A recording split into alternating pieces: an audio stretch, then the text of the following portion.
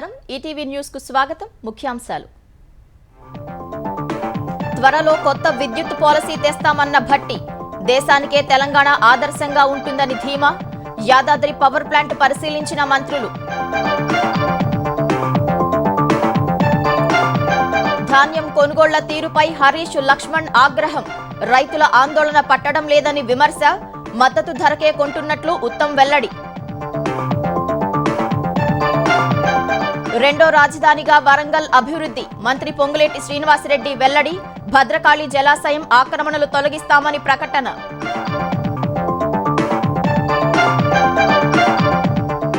ఏపీలో ఉచిత ఇసుక రవాణాపై డ్రోన్లతో నిఘా చెక్పోస్టులు ఏర్పాటు చేశామన్న బెజవాడ సిపి అక్రమార్కులపై చర్యలు తప్పవని హెచ్చరిక మహిళల రక్షణకు చిత్తశుద్ధితో పనిచేస్తున్నామన్న ఏపీ హోంమంత్రి వైసీపీ హయాంలో పోలీస్ వ్యవస్థను నిర్వీర్యం చేశారని ఆరోపణ జార్ఖండ్లో బీజేపీ గెలిస్తే ఉమ్మడి పౌర స్మృతి గిరిజనులను మినహాయిస్తామన్న అమిత్ షా ఆకర్షణీయ హామీలతో మేనిఫెస్టో విడుదల ఆఖరి టెస్టులోనూ ఓటమి పాలైన భారత్ సిరీస్ ను క్లీన్ స్వీప్ చేసిన కివీస్ డబ్ల్యూటీసీ ర్యాంకింగ్స్ లో రెండో స్థానానికి దిగజారిన టీమిండియా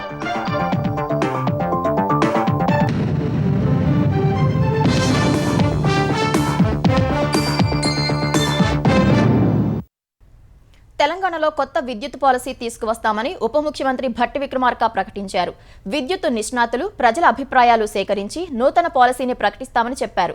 నల్గొండ జిల్లా దామరచెర్ల మండలం వీర్లపాలెంలోని యాదాద్రి విద్యుదుత్పత్తి కేంద్రాన్ని మంత్రులు ఉత్తమ్ కుమార్ రెడ్డి, కోమటిరెడ్డి వెంకటరెడ్డితో కలిసి ఆయన పరిశీలించారు. యాదాద్రి ప్లాంటుకు బొగ్గును తరలించే గూడ్స్ వ్యాగన్ను జెండా ఊపి మంత్రులు ప్రారంభించారు. మే నాటికి 4000 మెగావాట్ల విద్యుత్ను గ్రిడ్కు అనుసంధానిస్తామని భట్టి విక్రమార్క తెలిపారు. 2028-29 నాటికి విద్యుత్ డిమాండ్ 22,488 మెగావాట్లకు చేరొచ్చన్నారు. మార్పులకు అనుగుణంగా తెలంగాణలో గ్రీన్ ఎనర్జీని ప్రవేశపెడుతున్నామని భట్టి వివరించారు. అనంతరం హుజూర్ నగర్ నియోజకవర్గం గడ్డిపల్లిలో young India integrated residential schools భవనాలకు మంత్రులు శంకుస్థాపన చేశారు. ఇంటర్నేషనల్ స్కూల్స్ కి డిజైన్స్ ఇచ్చేటువంటి వ్యక్తిని హైదరాబాద్ పిలిపించి ఇట్లా రాష్ట్ర వ్యాప్తంగా ప్రతి శాసనసభ నియోజకవర్గంలో ఒక స్కూల్ నిర్మించాలని ఈ రోజు ప్రజాప్రభుత్వం ముందుకు పోతా ఉంది. ఇంటిగ్రేటెడ్ రెసిడెన్షియల్ స్కూల్స్ కట్టడానికి ఈ ఒక్క సంవత్సరమే 5,000 కోట్ల రూపాయల్ని ఈ స్కూల్స్ కి కేటాయించి ముందుకు పోతా ఉన్నాం. యాదాద్రి పవర్ ప్రాజెక్ట్ దగ్గర చూసి వచ్చాం. యూనిట్ 1, యూనిట్ 2 ఈ రోజు సింక్రనైజ్ చేశాం. 20 నెలల్లో ఎస్ఎల్బిసిని పూర్తి చేసి నల్గొండ జిల్లాని శ్యామలం చేయాలని చెప్పి ఆదేశాలు ఇచ్చినటువంటి పరిస్థితి కూడా మీ అందరికీ తెలియదు కాదు.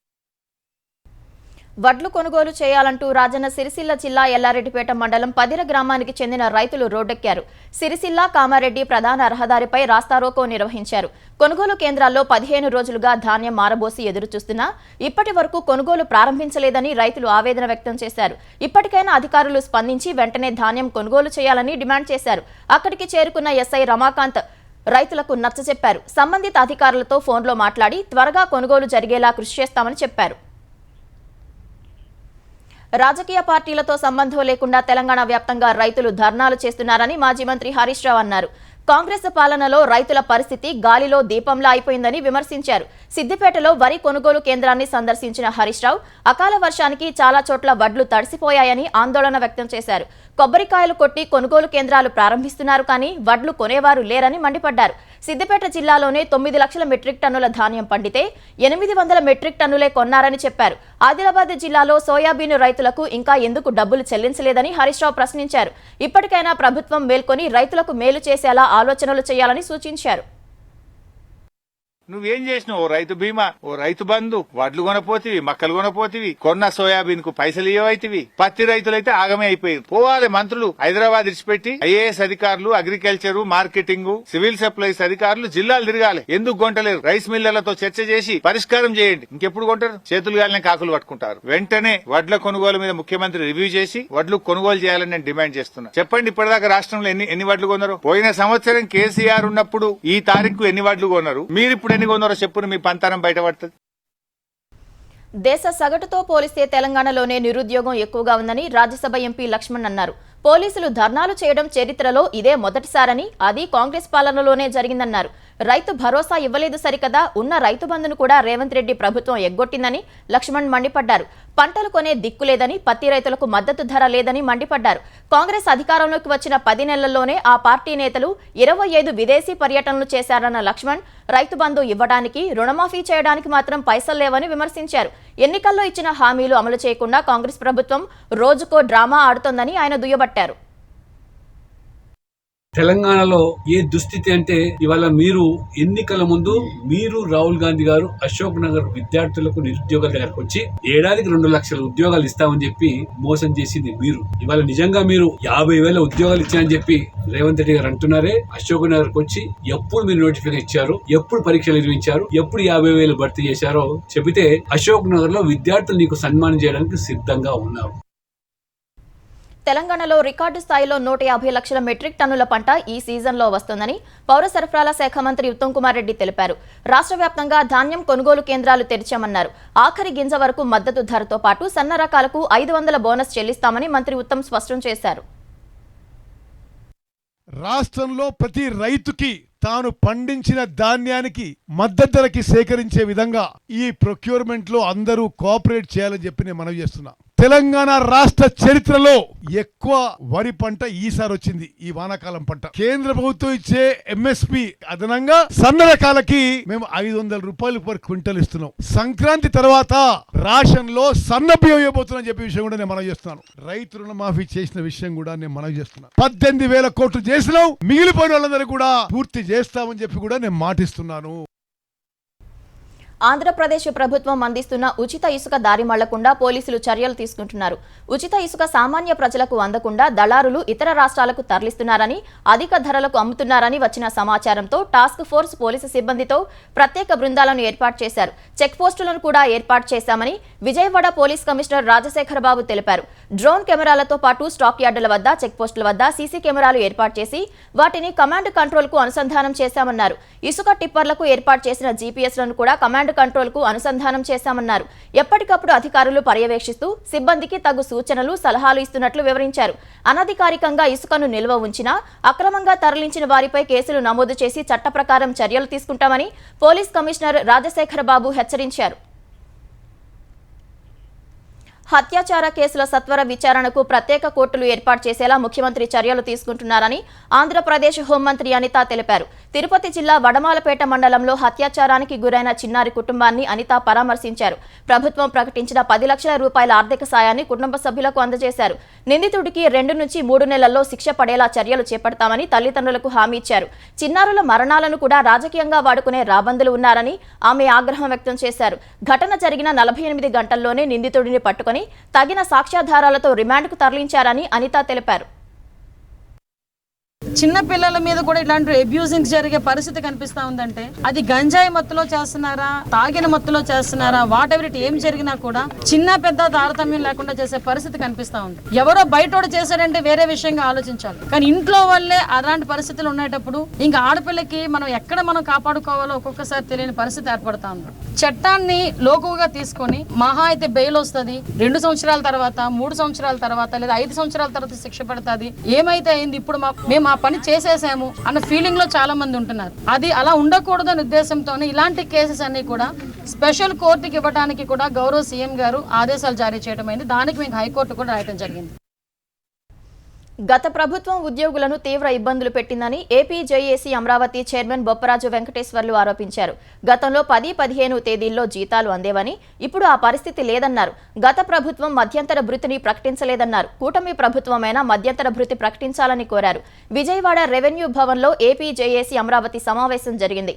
కొత్త ప్రభుత్వంపై ఉద్యోగులు కోటి ఆశలతో ఉన్నారని బొప్పరాజు చెప్పారు. పండుగలు వెళ్లిపోతున్నా ప్రభుత్వం నుంచి ఎలాంటి ప్రకటనలు లేవన్నారు. ఉద్యోగుల అభిప్రాయాలతో కూడిన 18 అంశాలను ముఖ్యమంత్రి చంద్రబాబు దృష్టికి తీసుకువెళ్లామని చెప్పారు. ఉద్యోగుల హెల్త్ కార్డులు పనిచేయడం లేదని, ఇబ్బందులు లేకుండా నగదు రహిత వైద్య సదుపాయం కల్పించాలని ప్రభుత్వాన్ని బొప్పరాజు వెంకటేశ్వర్లు కోరారు.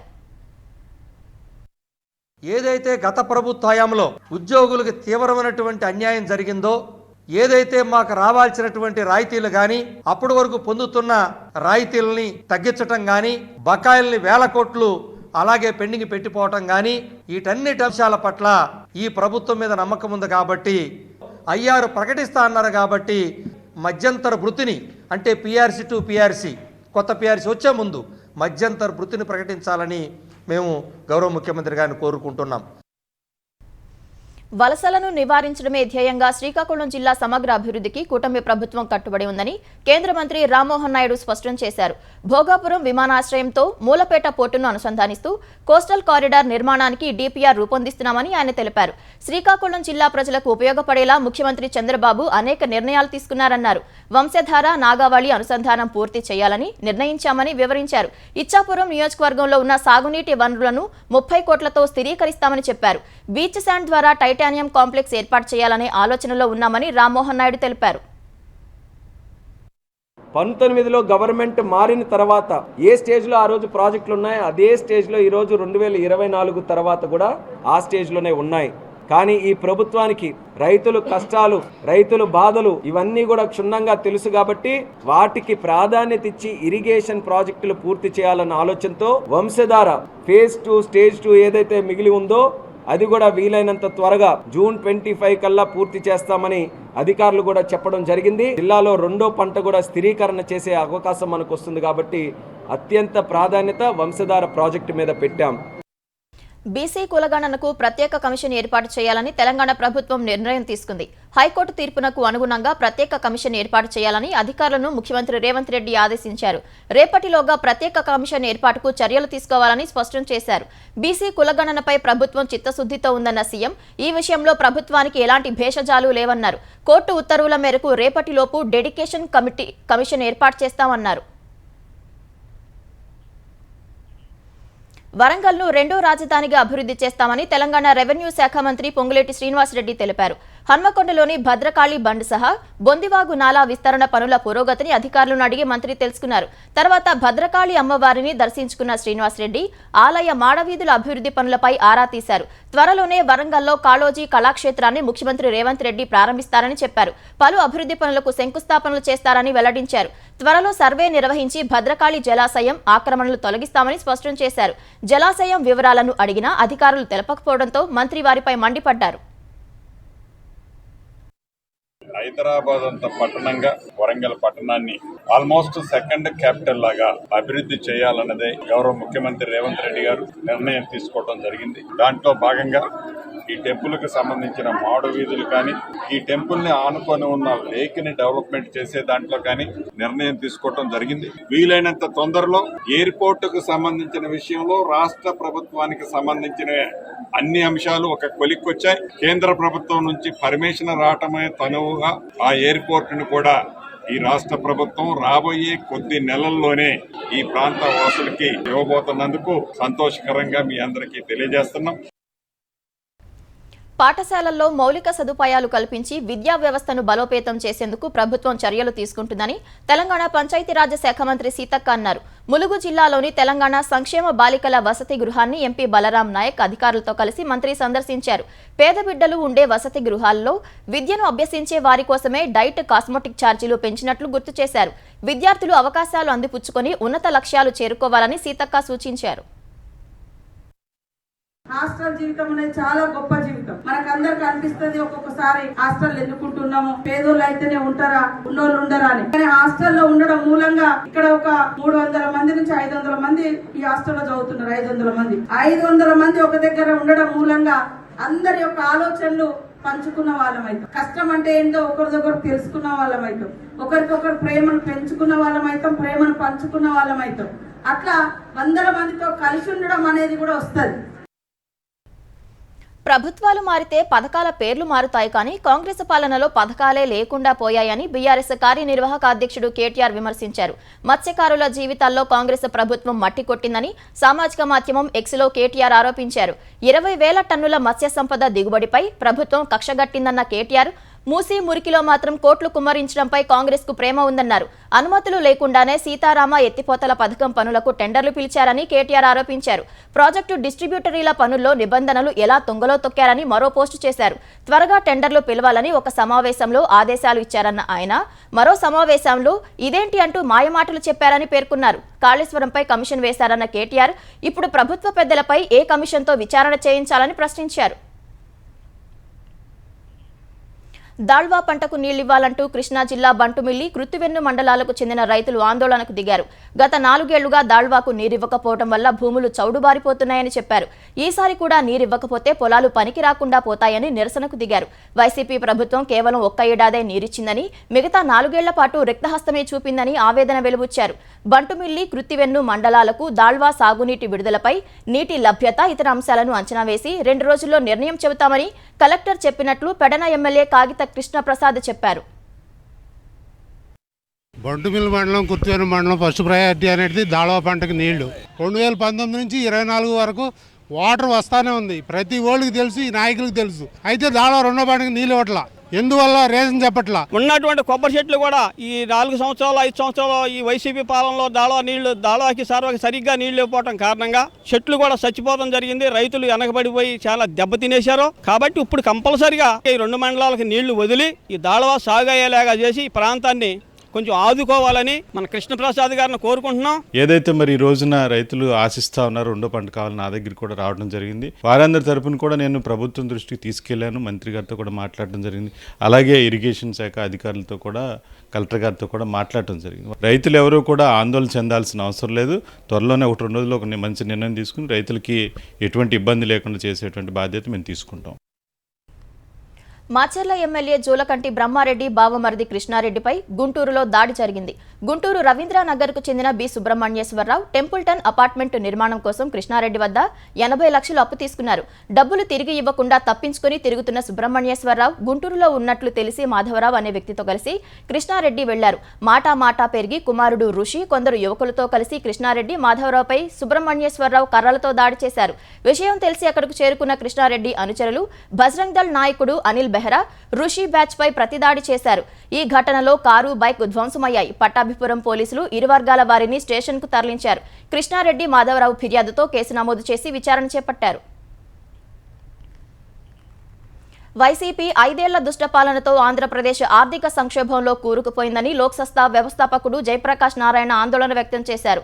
రాష్ట్ర పన్నులు కేంద్రం ఇచ్చే వాటాలో కలిపితే 3 వంతుల డబ్బు వడ్డీలకే సరిపోతుందన్నారు. సంపద సృష్టిని పట్టించుకోకుండా బటన్ నొక్కడమే గొప్ప అన్నట్లు వ్యవహరించడమే ఈ దుస్థితికి కారణమన్నారు. కేంద్ర ప్రభుత్వ సహకారంతో ఈ పరిస్థితి నుంచి గట్టెక్కడానికి ముఖ్యమంత్రి చంద్రబాబు కృషి చేయాలని జేపీ సూచించారు. ప్రజల కష్టంతో రాష్ట్రం ప్రస్తుతం 7 నుంచి 8% ఆర్థికాభివృద్ధి చెందుతోందని, తద్వారా ఆదాయం ఏటా 10 నుంచి 12% పెరుగుతుందని వివరించారు. ఆర్థికాభివృద్ధి ఇలాగే కొనసాగితే 5 ఏళ్లలో అప్పుల భారం తగ్గిపోతుందన్నారు. గత 5 ఏళ్ల దుష్పరిపాలన వల్ల ముందు చూపు లేకపోవటం చేత ఆంధ్రప్రదేశ్ ఈనాడు భారతదేశంలో ఏ రాష్ట్రమూ చిక్కుకోనంత తీవ్రమైన సంక్షోభంలో చిక్కుకున్నది. ఆర్థికంగా 9,74,000 కోట్ల రూపాయలు అయితే ప్రభుత్వం చేసిన అప్పులు కానీ బకాయిలు కానీ ఉన్నాయి. మన రాష్ట్రానికి సొంతంగా వచ్చే ఆదాయం కావచ్చు, పన్నుల రూపంలో ఢిల్లీ నుంచి పన్నుల వాటా వచ్చేది కావచ్చు, మొత్తం కలిపితే 1,40,000 కోట్లు కాస్త అటు ఇటుగా ఉంటుంది. ప్రస్తుతం దానిలో సగం డబ్బు వడ్డీలకు వెళ్ళిపోతుంది. కర్నూలు జిల్లా ఆదోని మండలం గనేకల్లు దగ్గర 2 ఆటోలు ఢీకొని 2 మృతి చెందారు. మరో 7 గాయపడ్డారు. క్షతగాత్రులను చికిత్స కోసం ఆదోని ఏరియా ఆసుపత్రికి తరలించారు. కర్ణాటకకు చెందిన వ్యక్తులు దైవ దర్శనానికి ఉరుకుంద ఈరన్న దేవాలయానికి వెళ్తుండగా ఈ ప్రమాదం జరిగింది. వీసన్న, రత్నాభాయ్ అనే 2 మృతి చెందారు. క్షతగాత్రుల్లో కొందరి పరిస్థితి విషమంగా ఉండటంతో మెరుగైన చికిత్స కోసం కర్నూలుకు తరలిస్తామని వైద్యులు తెలిపారు. తిరుపతి రూరల్ మండలం తిరుచానూరులోని శిల్పారామంలో విషాదం జరిగింది. ఫన్ రైడ్లోని క్రాస్ వీల్లో 2 మహిళలు కూర్చొని తిరుగుతుండగా అది విరిగి పడింది. వెంటనే 2 మహిళలు కింద పడిపోయారు. వారిలో ఒకరు మృతి చెందారు. మరో మహిళకు గాయాలయ్యాయి. స్థానిక సుబ్బారెడ్డి నగర్కు చెందిన లోకేశ్వరి ప్రాణాలు కోల్పోయినట్లు గుర్తించారు. గాయపడిన మహిళ అరగొండ గ్రామానికి చెందిన వారిగా గుర్తించారు. ఆమె పరిస్థితి విషమంగా ఉండటంతో తిరుపతిలోని ఒక ప్రైవేటు ఆసుపత్రికి తరలించి చికిత్స అందజేస్తున్నారు. తిరుచానూరు పోలీసులు దర్యాప్తు చేపట్టారు. అమెరికా అధ్యక్ష ఎన్నికల పోలింగ్కు 2 రోజులే మిగిలి ఉండటంతో ప్రధాన పార్టీల అభ్యర్థులు డొనాల్డ్ ట్రంప్, కమలా హ్యారిస్ స్వింగ్ రాష్ట్రాల్లో సుడిగాలి ప్రచారం చేస్తున్నారు.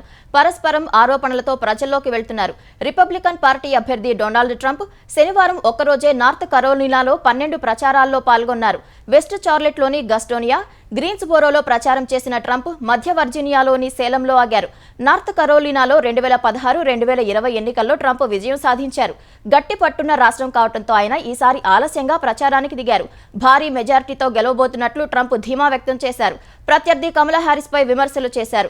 యునైటెడ్ స్టేట్స్ ఆఫ్ అమెరికా ఇప్పుడు ఆక్రమిత దేశమని, త్వరలోనే విముక్తి కల్పిస్తామని హామీ ఇచ్చారు.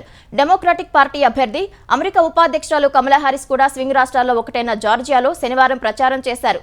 కొత్త తరం నాయకత్వం చేపట్టేందుకు సమయం వచ్చిందన్నారు. యునైటెడ్ స్టేట్స్ ఆఫ్ అమెరికాకు తదుపరి అధ్యక్షురాలిగా అధికారం చేపట్టేందుకు సిద్ధంగా ఉన్నట్లు హ్యారిస్ తెలిపారు. ఈ నెల 5న అమెరికా అధ్యక్ష ఎన్నికల పోలింగ్ జరగనుంది. దేశంలోనే జార్ఖండ్ అత్యంత అవినీతి రాష్ట్రమని కేంద్ర హోంశాఖ మంత్రి అమిత్ షా ఆరోపించారు. జేఎంఎం హయాంలో బుజ్జగింపు రాజకీయాలు పతాక స్థాయికి చేరాయని, హిందువులకు రక్షణ లేకుండా పోయిందని విమర్శించారు. జార్ఖండ్ అసెంబ్లీ ఎన్నికల నేపథ్యంలో బీజేపీ ఎన్నికల ప్రణాళికను విడుదల చేసిన అమిత్ షా తమ పార్టీ అధికారంలోకి వస్తే యూనిఫామ్ సివిల్ కోడ్ను అమలు చేస్తామన్నారు. గిరిజనులకు దాని నుంచి మినహాయింపు ఇస్తామని ప్రకటించారు. 2.87 లక్షల ప్రభుత్వ ఉద్యోగాలతో పాటు మొత్తం 5 లక్షల ఉద్యోగాలు కల్పిస్తామని మేనిఫెస్టోలో బీజేపీ పేర్కొంది. గోగో దీదీ పథకం కింద మహిళలకు నెలకు 2,100 రూపాయలు ఇస్తామని తెలిపింది. 500 రూపాయలకే గ్యాస్ సిలిండర్ ఇస్తామని హామీ ఇచ్చింది. యూజీ, పీజీ చేస్తున్న విద్యార్థులకు 2,000 ఆర్థిక సాయం అందిస్తామని పేర్కొంది. పీఎం ఆవాస్ యోజన కింద 21 లక్షల ఇళ్లు కట్టిస్తామని తెలిపింది. ఈ సందర్భంగా రాంచీలో ఏర్పాటు చేసిన సభలో జేఎంఎంపై అమిత్ షా విమర్శలు గుప్పించారు. జేఎంఎం నుంచి ముప్పు ఎదుర్కొంటున్న మాటీ, బేటీ, రోటీకి బీజేపీ ప్రభుత్వం భద్రత కల్పిస్తుందని హామీ ఇచ్చారు. తాము అధికారంలోకి వస్తే చొరబాటుదారుల నుంచి భూములు వెనక్కి తీసుకునేలా చట్టం తేనున్నట్లు తెలిపారు. అక్రమ చొరబాట్ల కారణంగా జార్ఖండ్లో జనాభా వేగంగా మారుతుందని అమిత్ షా ఆందోళన వ్యక్తం చేశారు.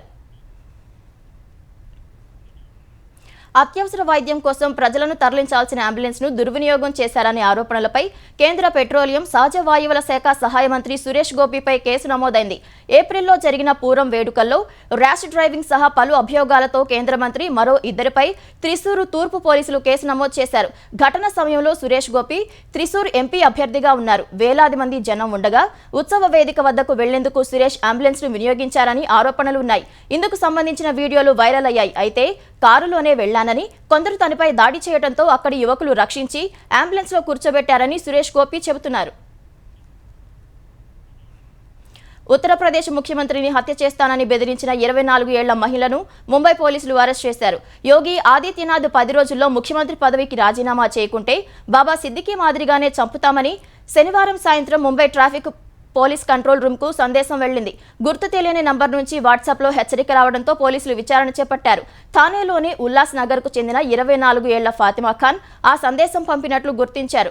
ముంబై తీవ్రవాద నిరోధక దళం ఏటీఎస్ పోలీసులు, థానే పోలీసులు కలిసి యువతిని అరెస్ట్ చేశారు. ఆమెకు మంచి విద్యార్హత ఉందని గుర్తించారు. అయితే ఫాతిమాకు మానసిక సమస్యలు ఉన్నట్లు పోలీసులు తెలిపారు. తదుపరి దర్యాప్తు చేస్తున్నారు. యోగి ఆదిత్యనాథ్ మహారాష్ట్రలో ఎన్నికల ప్రచారానికి రానున్నందున పోలీసులు అప్రమత్తమయ్యారు.